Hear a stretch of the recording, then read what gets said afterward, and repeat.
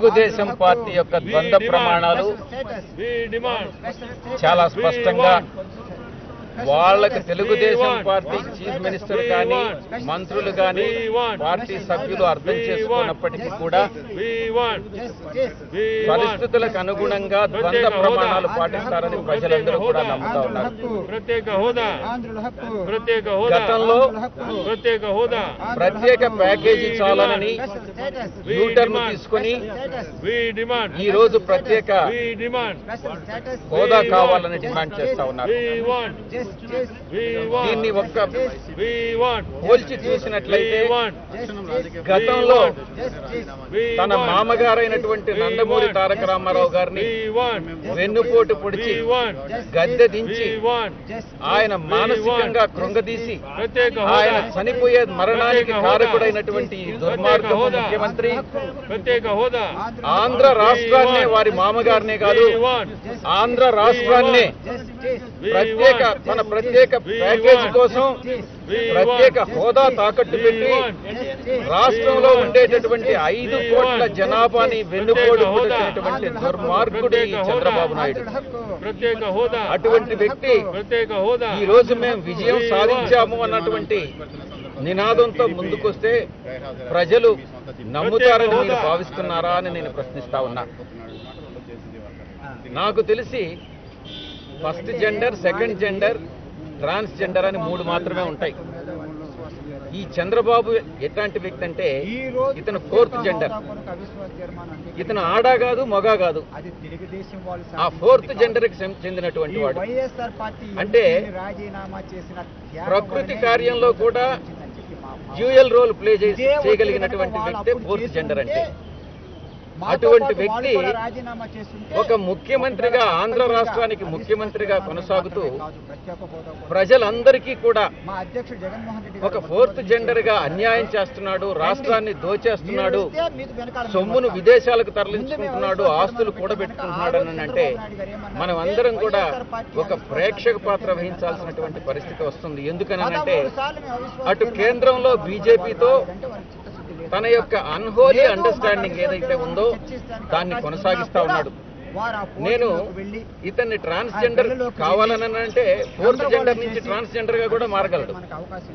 ఆ రకంగా ఊసరవెల్లిలాగా మార్పులు చేసుకోగలిగినటువంటి వ్యక్తి చంద్రబాబు నాయుడు.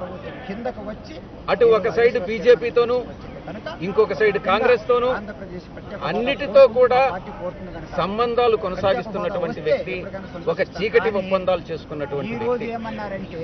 ఇటువంటి వ్యక్తి ఎప్పటికీ ప్రజలు ఎదురు చూస్తా ఉన్నారు, ఎప్పుడు ఓడిస్తామానని తగిన విధంగా బుద్ధి చెప్తారని నేను చెప్తా ఉన్నా. రేపటి అవిశ్వాస తీర్మానం మీద వైఎస్ఆర్ కాంగ్రెస్ పార్టీ వైఖరి మద్దతు ఇస్తారా? గతంలో వైఎస్ఆర్ కాంగ్రెస్ పార్టీ అవిశ్వాస తీర్మానం ప్రవేశపెట్టింది. ఆ రోజు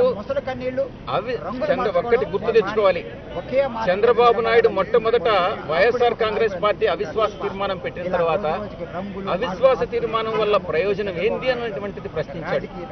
ఆ తర్వాత యూటర్న్ అంకుల్ మళ్ళీ యూటర్న్ తీసుకుని మాట మార్చి తనే అవిశ్వాస తీర్మానం కూడా ప్రవేశపెట్టడం జరిగింది. మా అవిశ్వాసానికి మద్దతు ఇవ్వకుండా వైఎస్ఆర్ కాంగ్రెస్ పార్టీ ఆంధ్ర రాష్ట్రానికి ప్రత్యేక హోదా కోరుకుంటుంది. రాష్ట్రానికి జరిగినటువంటి అన్యాయం, బీజేపీ చేసినటువంటి అన్యాయాన్ని తిరిగి ప్రజలకు న్యాయం చేయాలని కోరుకుంటుంది. బీజేపీ మీద అవిశ్వాస తీర్మానం మేమే పెట్టాం.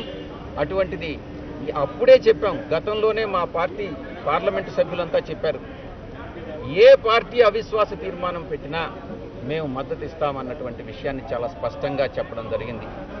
తెలుగుదేశం పార్టీ తెలుగు దొంగల పార్టీ కావచ్చు, తెలుగు డ్రామాల పార్టీ కావచ్చు, వాళ్ళు దొంగలైనా కూడా అవిశ్వాస తీర్మానం బీజేపీకి వ్యతిరేకంగా పెడుతున్నారు. కాబట్టి మేము తప్పకుండా మా పార్టీ సభ్యులు లేనప్పటికీ కూడా మేము తప్పకుండా మద్దతు ఇస్తాం. ఇప్పటికీ కూడా మా పార్టీ నుంచి వెళ్ళిపోయినటువంటి 4 పార్లమెంటు సభ్యుల మీద చర్యలు తీసుకోవాల్సిందిగా మేము మరొకసారి మా పార్లమెంటు సభ్యులందరూ కూడా స్పీకర్కి విజ్ఞప్తి చేయదలుచుకున్నాం. వాళ్ళ మీద డిస్క్వాలిఫికేషన్ పిటిషన్స్ పెండింగ్ ఉన్నప్పుడు గత 4 సంవత్సరాలుగా ఎస్పీ వైరెడ్డి విషయంలో స్పీకరు కాలయాపన చేస్తూ నిర్ణయం తీసుకోకుండా తెలుగుదేశం పార్టీతో ఉన్నటువంటి చీకటి ఒప్పందాన్ని ఈ రోజుకు కొనసాగిస్తూ పార్లమెంటరీ డెమోక్రసీని అవహేళన చేస్తున్నటువంటి స్పీకర్ వ్యవస్థ ఉండడం అన్నటువంటిది నిజంగా చాలా దురదృష్టకరం. అఖిలపక్ష సమావేశంలో ప్రధానమంత్రి గారు ముందే నేను ఈ అంశాన్ని లేవనెత్తాను.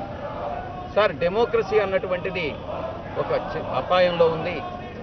దీన్ని రాజ్యాంగ సవరణ చేసి స్పీకర్ నుంచి పవర్స్ని తొలగించండి. ఒక రాజ్యాంగ పదవిలో ఉండేటటువంటి ఎలక్షన్ కమిషనర్కి ఈ యొక్క అధికారాలు ఇవ్వండి అన్నటువంటి దాన్ని విజ్ఞప్తి చేయడం జరిగింది.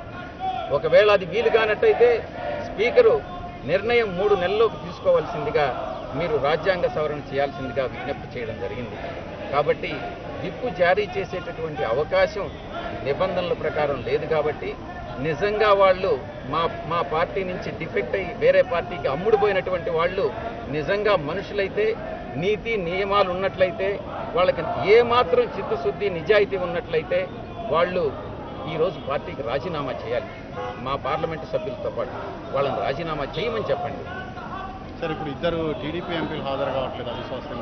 జేసీ దివాకర్ రెడ్డి బహిరంగంగా చెప్పాడు, నేను ఎప్పుడు వస్తానో పార్లమెంటుకు నాకే తెలియదు, అక్కడ ఏం జరుగుద్ది, అసలు ఏం జరగదు, అట్లాంటప్పుడు ఎందుకు వేస్తారు? ఇద్దరు పార్లమెంటు సభ్యులు మాత్రమే, టీడీపీ పార్లమెంటు సభ్యులు మాత్రమే కాదు, చాలామంది రాబోయేటటువంటి రోజుల్లో తెలుగుదేశం పార్టీ నుంచి బయట రావడం జరుగుతుంది.